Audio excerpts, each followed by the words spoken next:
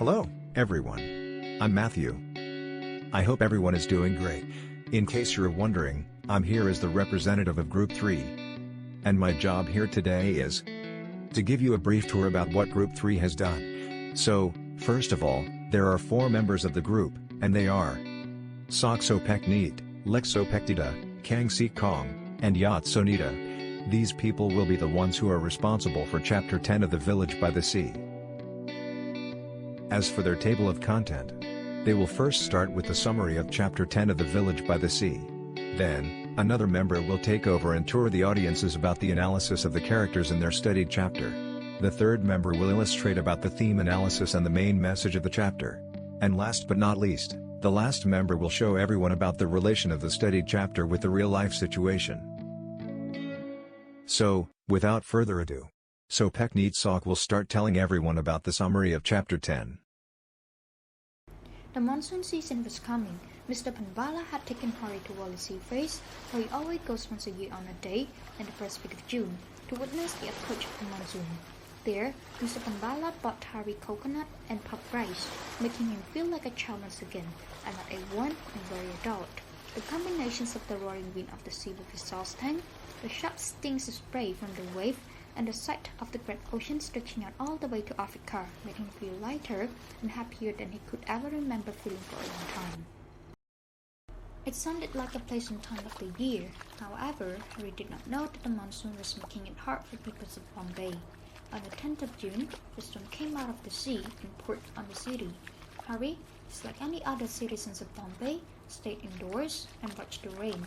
The rainwater kept rising because of all the rubbish of the year blocked the drain. And the streets became flooded, making cars broke down and stalled in knee-deep crazy water. The rain continued to pour every day. Mr. Panvala was sick and had the shop remain closed. Harry had to still work hard, and he had to run out in the rain to buy stuff for the customers. After running to the pouring rain to get the errands done, Harry had to still remain in his wet clothes all day. After some time, Harry felt ill, and because of his illness, Jagu asked Harry to go to his home with him. Harry was so thankful that he was invited to go out. Thus, he followed Jagu without hesitation. After walking for a while, they arrived at Jagu's place. His wife and child were sleeping in a string bed to avoid the rain from the leaking roof, and Harry could hear the mumblings of Jagu's wife, which later he could make out as complaints. Jagu ordered his wife to get his dinner and also to give some to Harry.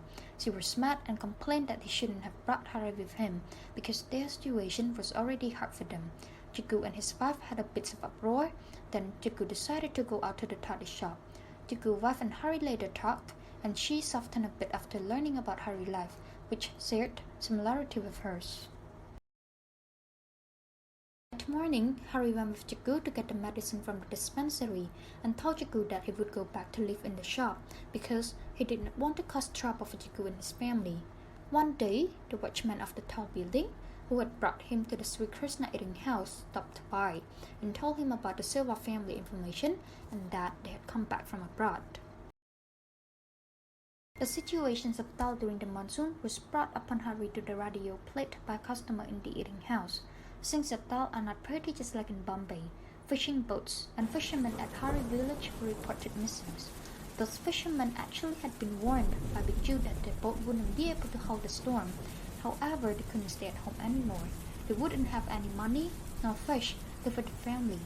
Thus, they ignored the warning. At the end, they met ugly fate and only some of them were safely rescued. Back to Harry's family situation, Lila was able to earn little money by working for the visitors on Mother Post. She always went to visit her mother, who was getting better in every visitation. She was also happy to see her father to stay sober and keep giving his wife the best care. However, she was a bit down with the fact that she had to lie to Bella and Kamal about Harry's return to Diwali. Now, let's move on to characters analysis, which will be presented by Yatsonita. So now let's start with the first character together. It's Mr. Panvalas. He is an old watchmaker who lives in Bombay. He takes Harry things. Yeah, He takes Harry under his wing and teach him how to repair and make watches. He is described as an old, gentle, and kind-hearted man who are willing to help Harry. Also, because of him, Harry is able to return to his village with the prospect of opening his own repair shop in the future. So let's go to the third character together is Jagu. Jagu is a restaurant owner in Mumbai. He is kind by he offer Harry jobs and shelter and also help Harry when he's sick, like to bring him home to give him food. He is reticent and hurried. He isn't very compassionate toward his family, which is something Harry sees firsthand when Jagu brings the sick boy home one night, and also he called his wife to give Harry food, which their children haven't. It's something, yeah. I mean, like they are lack of the food, but Jago put Harry in the first hand. So yes, he isn't very compassionate. Okay, so now let's go to the next character, which is the main character in our story, is Harry. Harry is Lila's thoughtful younger brother. Thus, he enjoys loneliness and difficult working conditions, but he's managed to set aside the money and befriend a kind old watchmaker named Mr. Pamalas. He is mature, yes. He is a young boy who always thinks of earning money, help his family. He is just a young boy in about 12 years old, but his thinking is just like an old man who thinks of many things to have family, dowry for his sisters, even risk himself to go to a big city in India, which is Mumbai, in order to find a job, and he suffers many things. Also, we can say he is persistent. He faced many things in his young age, as we already know. He thinks a lot about his family, especially about his futures. He tried really hard in order to find a job, to help to afford his family, especially his sick mom. Yes, and he finally got his job in a restaurant with his can on 1 rupee for his salary. And we can say he is a sociable. He's just a poor young boy who good at communicating. He can get along well with strangers like Mr. Panvalas, Harry Lyles, or Jagu. Yes, so that it can give a chance for him in order to learn new things, especially from Mr. Panvalas, like to learn how to make or repair the watches, work in Jagu restaurant, especially when he told Jagu wives about his drunken father. As you know before, she's hate him because Jagu put him in the first hand, but after she listened to his story, she changed herself to being nice to Harry. So it is a benefit of being like a good communicator or a sociable. So now let's go to the next main character in our story, is Lila. Lila is an older sister in her family. Despite the hardship she is forced to endure, Lila remained optimistic and tried her best in order to have a family, especially her sick mom.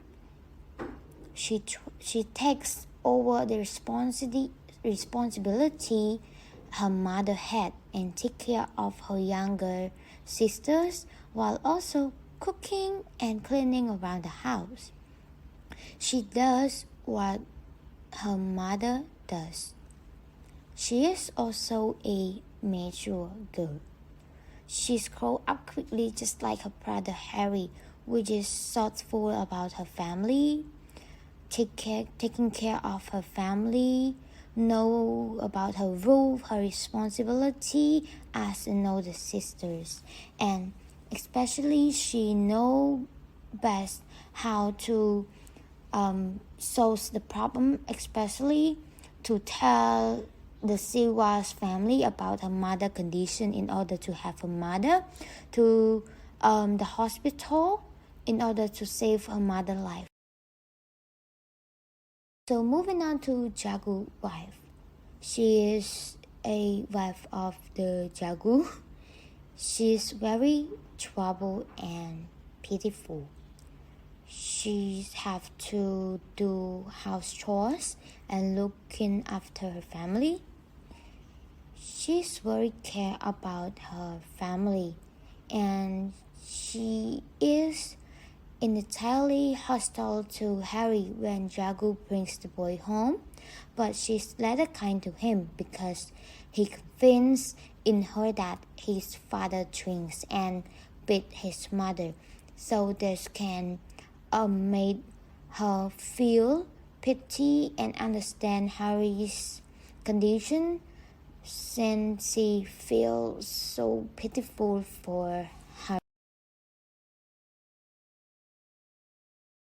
Last but not least is Biju. Biju is known as a wealthy fisherman in town. He's admired by villagers because he's the richest in the village and he has a modern boat for the villagers to work for him. He's proud and arrogant because as we can see in our chapter 10, he's warned the fisherman about the storm already. He tried to show himself he's kind and care about everyone, but maybe he only think about his boat but not the villagers. So yes, now is the end of my part. Thank you everyone, and let's move to the next part which my teammate will present to all of you. Thank you.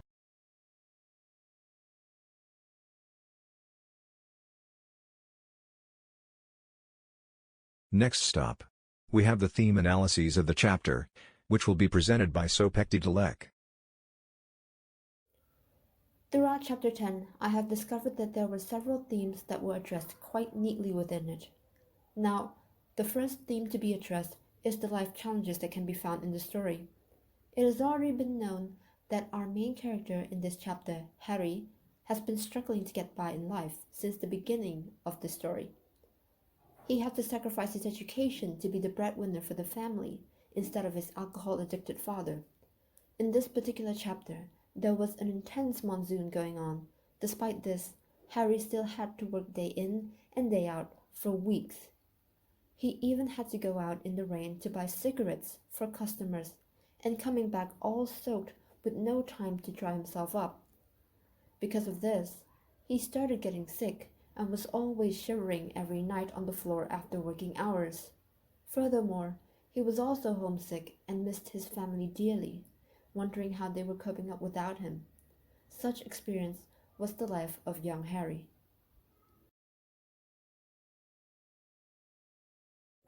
The second theme would be regarding kindness and empathy.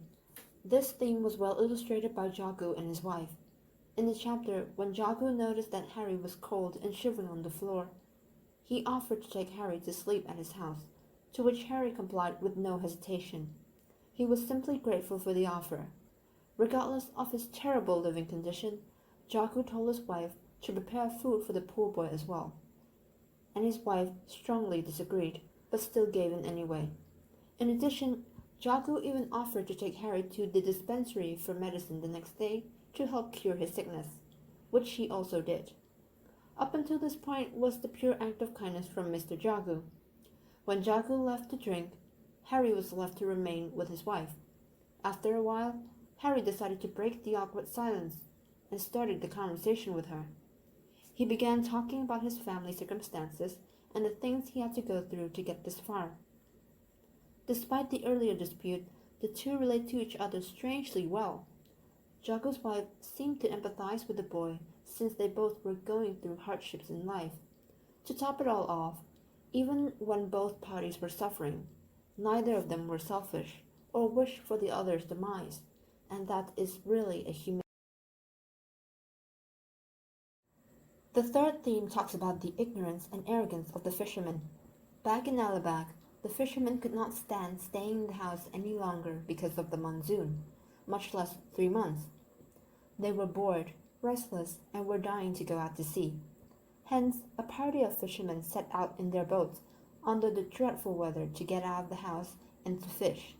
Seeing this, no matter how many times Bijou called them out for being fools and going out to sea in this kind of weather, they did not care, saying the weather is fine and that they've had enough of sitting around in the house like old women. They were ignorant of their safety and were arrogant. As a result, 3 boats were later found by a search party to be battered and broken. 3 fishermen had drowned, and the rest were rescued, starved, feverish, ill, and all the likes. This goes to show that the quote we often hear, "Ignorance is bliss," can also turn into "ignorance is tragedy," and the arrogance basically speeds up that process. The fourth and last theme of the chapter addressed the disparity between the rich and the poor. Even in just one chapter, the author had even described of the living conditions that separated the rich and the poor. In Jago's travel to his house with Harry, it was revealed that Jago was actually living in a slum with his family. Even in a modern city like Bombay, the shacks of the poor were situated on the other side of the hill, flowing downhill into an open drain and a busy road. And on the other side, which is the boulevard side, were large and tall houses where the rich people live. This shows that the rich were able to enjoy their life with a more modern technologies and equipment, as they were able to afford it, whereas the poor could not do such things. This simply shows the difference in power and gives out a message saying that the rich and the poor cannot coexist ever. And that's really depressing to see. In continuation, you will now be listening to how Sopekti Dalek presents and explains the main message of Chapter 10. Based on the several themes presented in the chapter, I was able to draw out the message hidden within it. With that being said, the main message of the chapter that I came up with would be that life is a never-ending battle, so establish your priority. Once you do that, you struggle and survive to achieve your goals no matter what, because opportunities are hidden in every difficulty. As mentioned before, Harry, our main character of the story, has been struggling since the beginning. Seeing the conditions of his family, he abandoned his pursuit of education and focused on working to earn money to support the family, acting as the breadwinner with his sister Leela to make sure their siblings can continue their studies and take well care of their sickly mother. In accordance with the main message of the chapter, Harry prioritized his family's stability over his own life and well-being. He chose to leave his homeland to work out far away. His journey there was not all sweet and honey.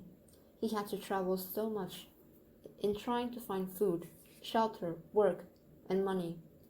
About midway through this chapter, we see that Harry received an opportunity to work someplace else that may benefit him even more. In other words, it can be said that in return for Harry's hard work, he was rewarded with opportunities. Although whether or not he decides to go through with it is entirely up to him, so we do not know that yet. Nevertheless, he never lost sight of his priority, or his family, and continues to push through until the very end. This can be said with certainty, because once Harry had heard the news about the people he knows and his family back home might be in potential danger, he grew anxious and panicked, dreading the thought of not being able to go back to them. This is why I believe that the main message well expressed Harry resolves in his life. Lastly, the relation between the studied chapter and real-life situation will be elaborated by Si Kan Kang. In this part, I have found 4 reflections that can be seen in the real world to match the theme of the chapter. So, just like Tida mentioned, in the studied chapter, as well as in the beginning of the story, Harry had to work hard until he got sick in order to put food on the desk for his family. This reflects to the poor people in the real world, where they have to go to work so hard all day long just to get money to feed their family. For instance, cyclo drivers who have to go to work even during the COVID-19 pandemic without afraid of getting infected by the virus, just to earn some money for their family. Or we can see some construction workers who have to use their physical strength to earn some money to support their family. Although there are people who are struggling with their lives, there are also people with kindness and sympathy as well in the real world, just like Jaku and his wife in the story, who offered to take care of Harry when he was sick and let him stay in the house as well. In the real world, we can see people showing their kindness and sympathy by donating and helping each other when they are in need. For example, there is a program called Local for Local, which is created to call for some kind-hearted people to help the cyclo drivers earn some money during this global pandemic. Or we can see it by a content creator named Heng Visal, who recently posted a video about him donating some stuff to cyclo driver and some other people who are struggling with financial crisis.